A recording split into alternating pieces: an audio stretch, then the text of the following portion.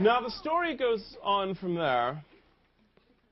And really, to make sure that you have absorbed the second of the 3 moral lessons, the first, of course, never raise your hand except when using the Peter method. And the second, if you see Count Olaf scream and run away, I should read from you not only all of the bad beginning, but the reptile room, and the wide window, and the miserable mill, and the austere academy, and the ersatz elevator, and the vile village, and the hostile hospital, and the carnivorous carnival, and the slippery slope, and the green grotto, and the penultimate peril, and the 13th volume. In fact, I should read you all of the books that I have written, that Mr. Snicket has written. But if I did that, the floor of this synagogue would be covered in hair. We would become so depressed that we would tear out not only our own hair, but the hair of others in our misery and woe. And so, I will not read the rest of these miserable books, which should be removed from the grasp of wild animals. I will not read you these books, but to absorb the second lesson, if you see Count Olaf scream and run away, I will present it in the form of a song. Yes, a terrible song, but still a song that is less horrible than the books. And the song goes like this.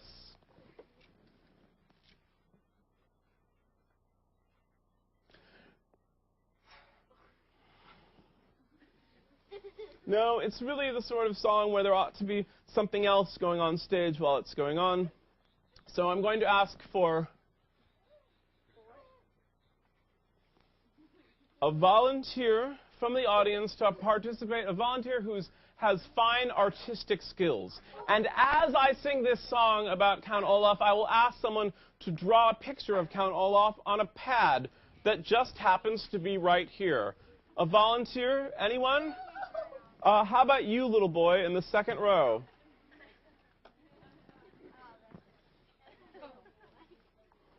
There you go. Just sit right there, Junior. And I will sing the song, and you will draw a picture of Count Olaf. Do you need a pen, or do you have a pen? What luck, you happen to have a pen right there. The Count... It's still not right. Maybe if you don't mind if I stand right in front of you, do you? No, not at all. The Count... It's still not right. Oh, I know. I'll accompany myself on the musical instrument that also just happens to be right here. What an unusual amount of suspicious activity for one evening, even in the New York area. The instrument in this box is called the accordion, and the accordion has been hated by thousands of people for hundreds of years.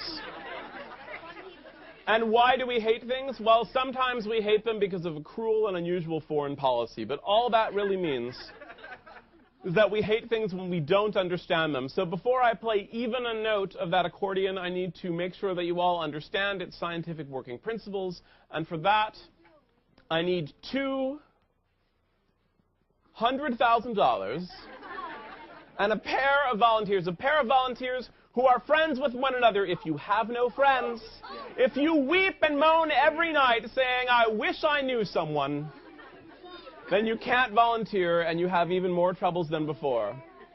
The two of you are friends? Wonderful. Please come on up here.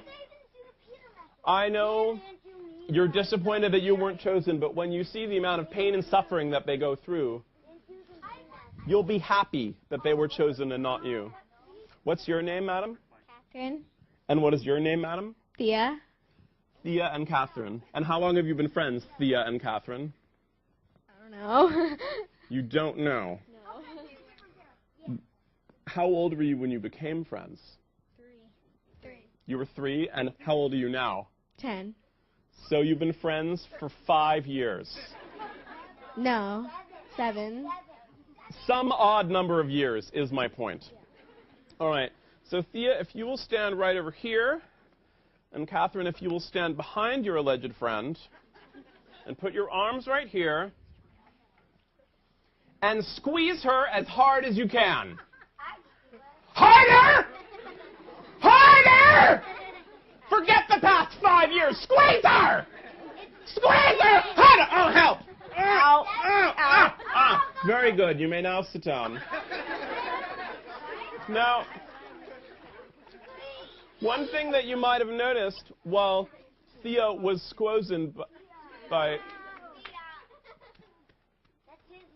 when she was squoze, when the squeezing took place, you'll notice that Thea uttered this desperate gasp. Oh, ow, oh, ow, oh, like that, making a death rattle, sort of, as the last oxygen was forced from her body just because a total stranger told her to.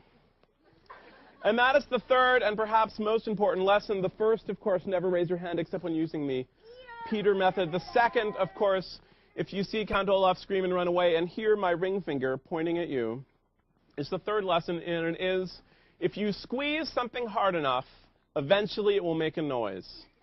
It doesn't matter what it is. If it is a bag of potato chips, if it is your grandmother, if you squeeze anything hard enough, eventually it will make a noise. Now, the accordion, which is a semi-formal instrument, and so I'm removing my coat as I play it, but not my pants. No. The accordion works exactly the same way that the shattered friendship right here works until recently.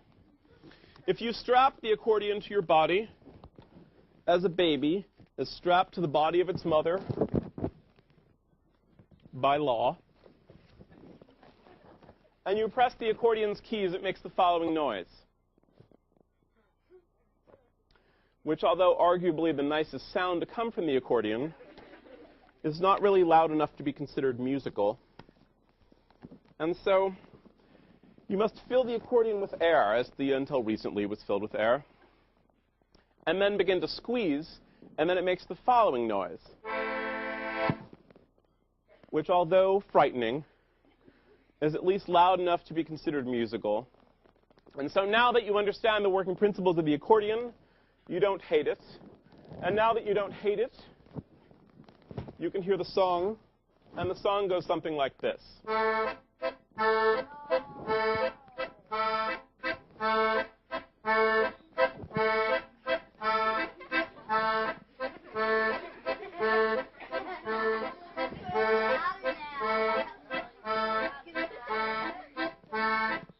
Oh, I should say that the first part of the song is called vamping, which simply means that you play the same thing over and over and over, and it's a wonderful way to drive people crazy.